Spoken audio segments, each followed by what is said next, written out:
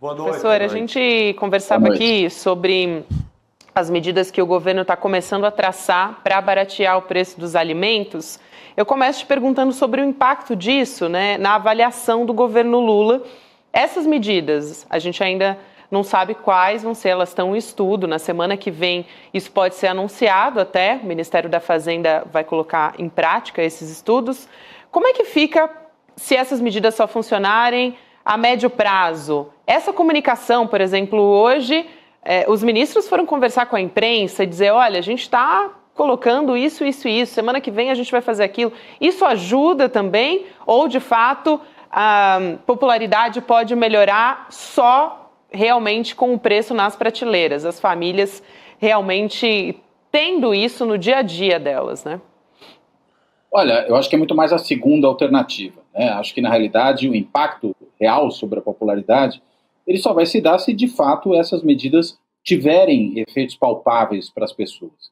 É claro que a primeira ação, ela também é importante para estabelecer essa conversa com a imprensa, para que já cheguem informações que sejam informações que evitem que o governo sofra mais um desgaste, por exemplo, na tomada dessas medidas.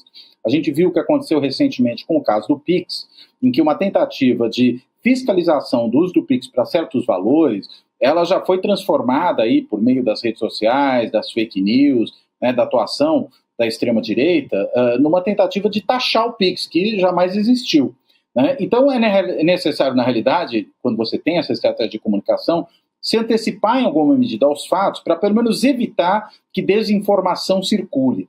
E aí eu entendo que essas conversas iniciais com a imprensa têm, sobretudo, essa finalidade, né, de evitar a circulação de desinformação. Agora, para que as pessoas, de fato, comecem a avaliar o governo positivamente, aí vai ser necessário que elas sintam no bolso que alguma coisa mudou, ou pelo menos deixou de piorar. Né? O só deixou de piorar já não tem sido muito suficiente. A gente viu isso nos Estados Unidos, inclusive, né, quando você tinha ali uma série de indicadores positivos durante o governo Biden, do ponto de vista econômico, e nada disso serviu para ter uma economia nos Estados Unidos, porque, digamos, o acúmulo, né, o estoque que havia ali de insatisfação com preços altos, sem que houvesse, no período anterior, uma aproximação dos ganhos das famílias com esses preços altos, isso fez com que, mesmo com a inflação desacelerando, mesmo com pleno emprego, muita gente sentisse ainda dificuldade de tocar a vida em frente. E eu acho que o Brasil vive uma situação relativamente similar. A gente não tem uma inflação fora de controle, ela está acima do centro da meta, mas ela não está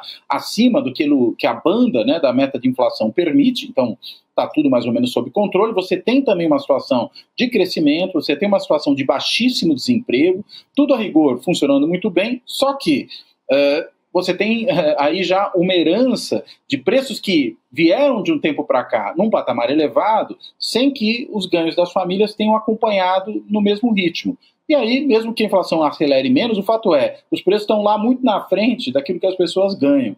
E aí, consequentemente, a insatisfação permanece. Então, acho que o governo tem aí uma tentativa de evitar, vamos dizer, que as coisas piorem, e ele tem também uma tentativa, daí o primeiro ponto que eu mencionei, né, de evitar que a desinformação circule e que a percepção do governo se torne ainda mais negativa, sem uma razão real para isso, simplesmente pela circulação de boataria ou de desinformação.